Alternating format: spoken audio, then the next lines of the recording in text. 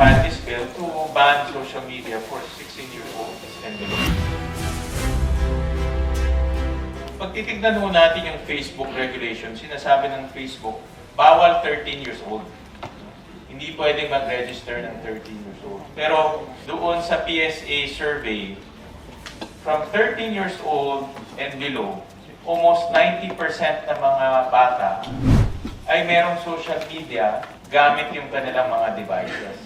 So sinasabi ng Facebook, bawal ang 13 years old. Pero dito sa Pilipinas, 13 years old, 93% may social media. 12 years old, 87%. 11 years old, 80%.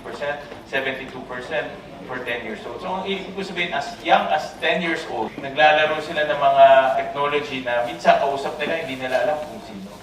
And that's why this prompted me to add this bill to ban social media for 16-year-olds and below. Marami kaming tinignan studies.